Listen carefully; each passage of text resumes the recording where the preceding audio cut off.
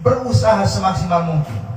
Artinya Bapak, tidak ada satu sunnah yang kita tahu, melainkan kita berusaha untuk mengamalkannya, melainkan kita berusaha mempraktekkannya. Sebab jujur, kemuliaan seorang hamba itu bukan karena hartanya yang berlimpah, tapi kemuliaan seorang hamba itu kalau bisa mirip sama Nabi Muhammad. Sebab Rasulullah dijadikan oleh Allah makhluk pilihan, orang yang sangat mulia. Bahkan hadirin hadirat yang dimuliakan Allah Subhanahu wa taala, kalau orang udah bisa mencontoh Nabi, meneladani Rasulullah sallallahu alaihi wasallam, maka ini orang mendapatkan suatu anugerah yang besar yang tidak didapatkan oleh umat terdahulu. Bahkan Bapak Ibu sekalian, satu sunnah saja kalau kita amalkan, Pak, itu nilainya luar biasa, lebih daripada harta dunia beserta isinya. Contoh, 2 rakaat sebelum subuh aja, Nabi nyatakan raka'atul fajri khairu minad dunya wa ma fiha. Nabi menyatakan 2 rakaat sebelum subuh, qobliyah subuh, Pak.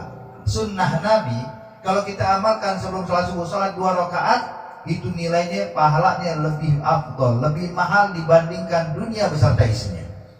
Artinya Bapak Ibu sekalian, kalau ini baru 1 kali kita kerjakan, gimana kalau tiap hari kita kerjain? Lihat, orang yang kaya raya itu bukan orang yang punya gedung bertingkat, bukan, tapi orang yang selalu menghidupkan sunnahnya Nabi Muhammad. Mungkin Pak kalau hidup di dunia kere, tetap kelihatan kere hadirin ya. Tapi subhanallah entar di akhirat, kalau cuma di dunia mah cuma ada batasnya. Tadi Ustaz Misja bilang ada batasnya semuanya. Ada orang menganggap umurnya panjang, ujung-ujungnya juga meninggal. Kullu nafsin dha'iqatul maut. Tapi subhanallah, kehidupan di akhirat tuh nggak ada matinya. Kehidupan di akhirat terus langgeng, ada dawam abadi sarmada hadirin.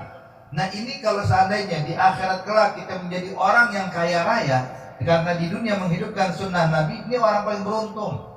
Makanya Nabi menyatakan dalam hadis, kata Rasulullah sallallahu alaihi wasallam, "Bada'a ad-dinu ghariban wa sayaudu ghariban kama bada. Fatuba lil ghuraba." Qila wa man al ghuraba ya Rasulullah? Qala alladzi yuhyuna ma amatan nas min sunnati.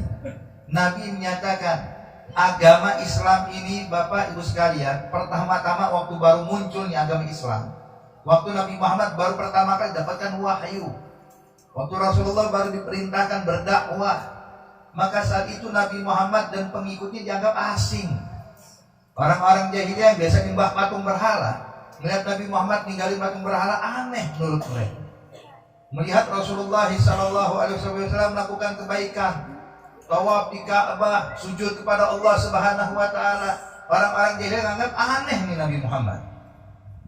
Namun dengan berkembangnya masa dan berkembangnya waktu hadirin, bertambah waktu, akhirnya Islam diterima sampai pada tahun 8 Hijriah saat terjadi Fathul Makkah.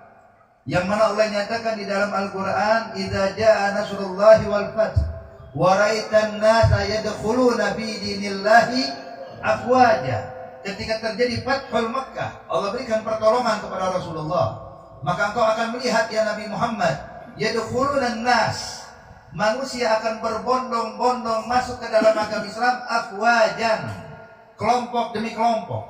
Yang tadinya orang masuk Islam perorangan, tapi setelah Fathul Makkah kelompok demi kelompok, sehingga Islam nggak dianggap asing lagi. Justru sebaliknya, orang yang nyembah patung asing, yang memutuskan tali silaturahmi asing, aneh, yang melakukan maksiat aneh. Kenapa? Islam sudah kuat hadirin, sehingga tidak lagi dianggap aneh. Namun kata Rasulullah, wa sayaudu ghariban kama bada, tapi nanti di akhir zaman Islam kembali dianggap asing dan aneh. Maksudnya gimana? Islam bukan makin banyak, iya, Islam makin banyak. Bahkan 1/3 orang yang hidup di dunia ini pemeluk agama Islam. Berapa miliar umat Islam di seluruh penjuru dunia hadirin. Tapi nanti Islam akan dianggap aneh. Yang anggap aneh kalau awal dulu yang anggap aneh orang jahiliyah. Yang menganggap Islam itu aneh adalah orang non muslim. Namun sekarang hadirin, bakal datang satu zaman yang anggap aneh itu orang Islam sendiri. Bingung, ini pada kumpul maulid pada ngapain sih? 40 hari ini kapan-kapan jadi buat dulu acara maulid 12 Rabiul Awal doang. Ini 40 malam keliling. Orang bilang, ini ngapain aja sih orang-orang? Abu Ustaz Misja bingung nih ngasih ceramahnya apa lagi nih, 40 hari berturut-turut hadirin ya. Artinya orang bakal menganggap aneh, asing. Sholat tahajud di tengah malam bareng-bareng di masjid aneh nggak? Orang bilang aneh, ada apa nih? Ya.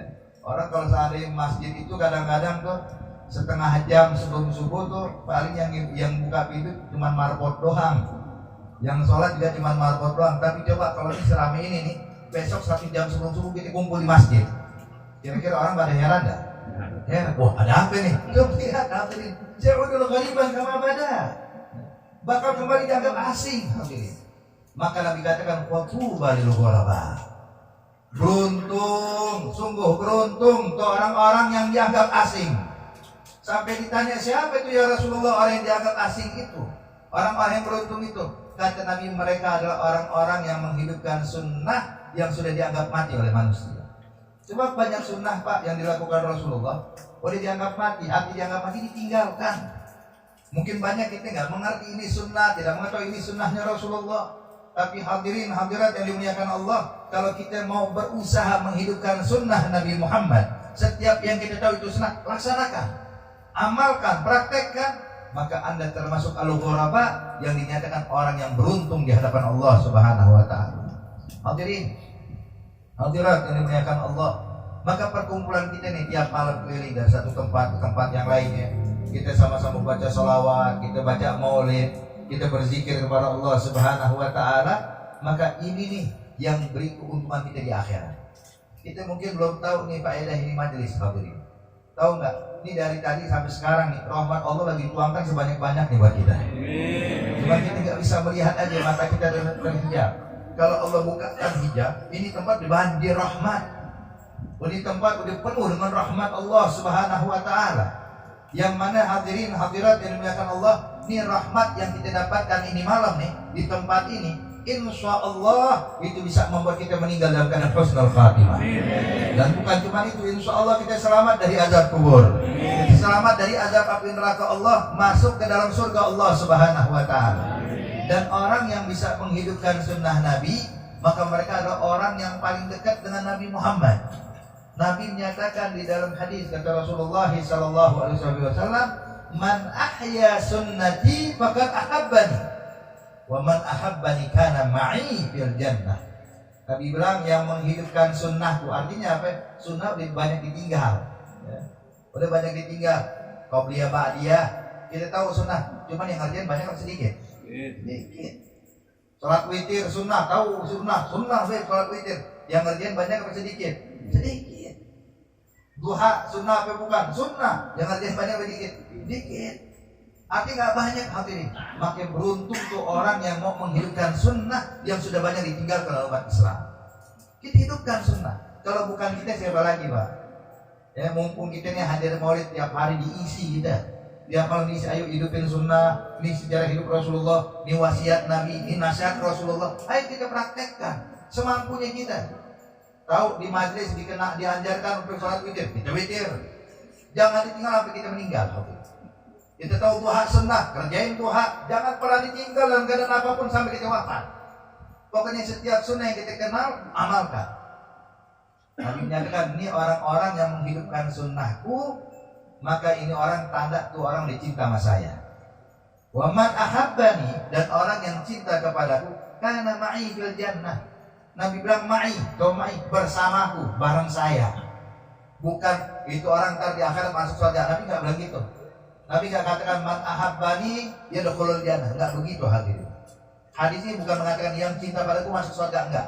Tapi Nabi bilang ma'i, bersamaku, kata Rasulullah. Orang pada bersama Nabi Muhammad, apa yang dikhawatirkan Pak? Ya. Paling nikmat surga itu kalau udah duduknya samping Rasulullah. Paling nikmat hadirin.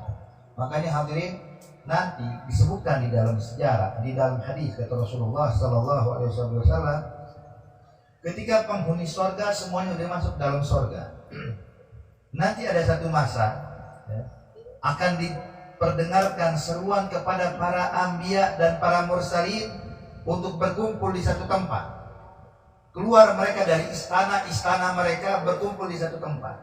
Setelah ini para anbiya, para mursalin sudah berbaris di barisan paling depan, di saf pertama, kemudian baru dipanggillah semua manusia dan umat Nabi Muhammad dan umat terdahulu yang berada di dalam surga untuk berkumpul di belakang para anbiya. Maka semua keluar dari istana mereka, dari dalam surga itu, dari tempat tinggal mereka, berkumpul di belakang para nabi dan para rasul. Setelah mereka berbaris, hadirin, lalu apa yang terjadi? Allah panggil Nabi Muhammad untuk menampakkan wajahnya di hadapan mereka. Maka Nabi pun menampakkan wajahnya dari jendela istananya, memandang semuanya. Yang berada paling depan adalah para anbiya, para mursalin, kemudian para umatnya di belakangnya. Hadirin, artinya di akhirat, kenikmatan sesungguhnya itu kapan? Saat bisa mandang wajah Rasulullah, saat bisa melihat muka Nabi Muhammad. Itu dikumpulkan semuanya oleh Allah. Allah tampakkan tuh sosok Rasulullah di hadapan semua makhluk. Nah, kalau kita udah dekat sama Nabi, Pak, tiap saat kita bisa melihat mukanya Rasulullah.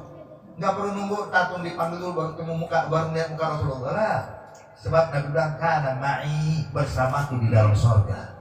Ya Allah, ini kedudukan mulia hadirin. Makanya Al-Habib Ali bin Muhammad bin Husain Al-Habsi belum menyatakan fi jannatin masagani min wasfiha illa likauni hibbi fiha khayyama. Terus terang tuh sorga yang diceritakan indahnya luar biasa, kenikmatan yang menakjubkan. Terus terang gak membuat saya pengen dan rindu masuk sorga kecuali karena satu hal, saya berharap bisa masuk surga. Apa itu? Karena di dalam surga ada kekasihku tinggal di dalam sana, yaitu Nabi besar Muhammad sallallahu alaihi wasallam. Artinya